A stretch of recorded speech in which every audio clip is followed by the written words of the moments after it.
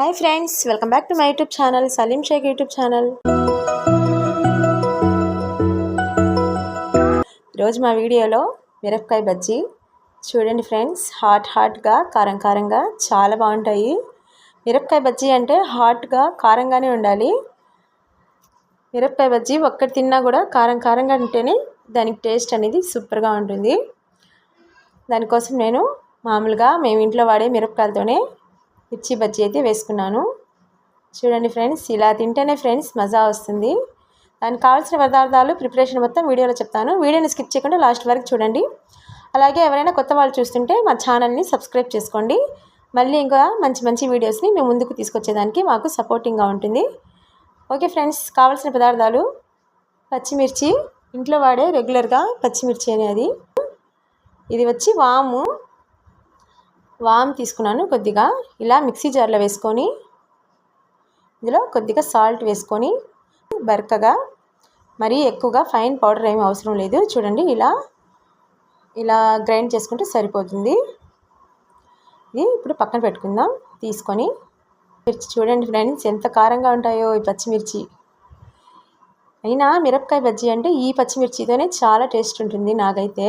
చూడండి, ఇలా మధ్యలో ఇలా ఘాట్ పెట్టుకొని ఇందులో ఉన్న గింజలన్నీ తీసేసుకుంటే కారం అనేది కొద్దిగా తగ్గుతుంది. దానికోసం మొత్తం ఇలా చేసుకుంటున్నాను. అని చూడండి ఎన్ని వచ్చాయో, అన్ని గింజలన్నీ తీసేసుకున్నాను.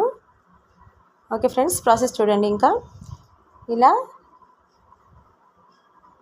దాంట్లో ఈ వాము పొడి ఉంది కదా, వాముని గ్రైండ్ చేసుకున్నాను కదా, ఇది మధ్యలో పెట్టుకోవాలి. ఇలా స్టఫ్ చేసుకుంటే మిరపకాయలోకి చాలా బాగుంటుంది. దీని టేస్ట్ అనేది, వాము టేస్ట్ అనేది చాలా బాగుంటుంది. అలాగే వాము బజ్జీలు తినేటప్పుడు వాము కనుక ఇలా తింటే కడుపు ఉబ్బరం అలాంటివి, గ్యాస్ ప్రాబ్లమ్స్ ఏమి ఉండకుండా బాగుంటుంది. దానికోసం వాముని ఇలా వాడాలి.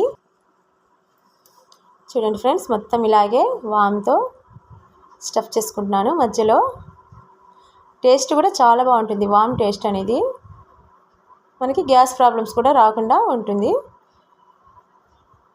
చూడండి, కొద్దిగా మిగిలింది. చూడండి, అన్నిటికీ ఇలాగే స్టఫ్ చేసుకున్నాను కదా. ఇప్పుడు పిండి తీసుకొని 250 గ్రామ్ ఉంటుంది. ఇది శనగపిండి. ఇందులో తగినంత సాల్ట్ వేసుకోవాలి. అలాగే సోడా ఉప్పు, ఇంట్లో వాడే సోడా ఉప్పు. అలాగే ఇలా వాము కూడా పిండిలో కొద్దిగా వేసుకోవాలి. ఎందుకంటే మిరపకాయ బజ్జీయే కాదు కదా, వేరే బజ్జీలు కూడా వేసుకుంటాం కదా ఈ పిండితోటి. దానికోసం ఇలా వాముని కొద్దిగా వాడాలి. వాము తింటే మంచిదే, ఏం కాదు. దీంట్లో వాటర్ తగినంత వేసుకొని, మరీ పలసంగా కాకుండా మరీ థిక్గా కాకుండా చేసుకోవాలి. చూడండి, ఈ కన్సిస్టెన్సీలో ఉంటే సరిపోతుంది. మరీ థిక్గా ఉన్న బజ్జీలు మరీ ఎక్కువ లావుగా మెత్తగా అయిపోతాయి.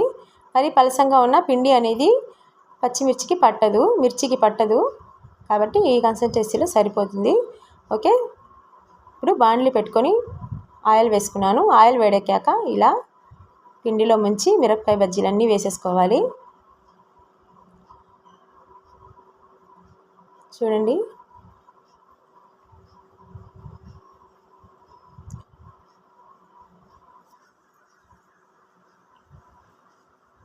ఇలా చక్కగా కాల్చుకోవాలి. కాల్చుకున్నాక ఇప్పుడు తీసేసుకుందాం. బాగా ఇలా తిప్పుకుంటూ కాల్చుకుంటే బాగుంటుంది, క్రిస్పీగా ఉంటుంది. చూడండి, తీసేసుకుంటున్నాను. చూడండి, హాట్ మిరపకాయ బజ్జీ చాలా బాగుంటాయి ఫ్రెండ్స్. ఇవి మధ్యలో వాము పొడి వేయడం వల్ల ఈ బజ్జీలకి చాలా టేస్ట్ వస్తుంది. చూడండి ఫ్రెండ్స్, ఇలా చేసుకున్నాను. మొత్తం ఒక 2 ఆనియన్స్ తీసుకొని చాపింగ్ చేసుకున్నాను. ఇందులో కొద్దిగా సాల్ట్, కారం వేసుకొని ఒక అర నిమ్మకాయ బద్దని ఇలా పిండుకోవాలి. కొత్తిమీర కూడా ఇలా కొద్దిగా వేసుకోవాలి. ఇలా తీసుకున్నా కూడా చాలా బాగుంటాయి.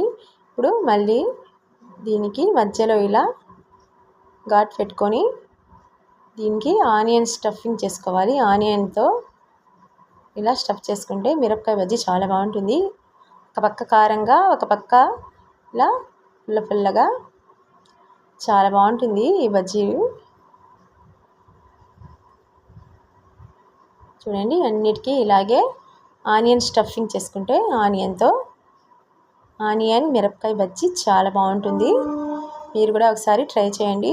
చూడండి మా పిల్లలు బజ్జీ ఒకటే తినరని నేను ఇలా వేరే బజ్జీలు కూడా వేసేసుకున్నాను. Onion bajji and potato bajji అలా వేసేసుకున్నాను. ఇలా పైన కూడా కొద్దిగా ఆనియన్స్తో చల్లుకుంటే చాలా బాగుంటాయి ఫ్రెండ్స్. ఫ్రెష్ కొత్తిమీర చాలా బాగుంటుంది. ఓకే ఫ్రెండ్స్, మా మిరపకాయ బజ్జీ అయితే రెడీ అయిపోయింది. కూల్ వెదర్లో ఇలా హాట్ మిరపకాయ బజ్జీ చాలా బాగుంటుంది friends. Okay friends, bye friends.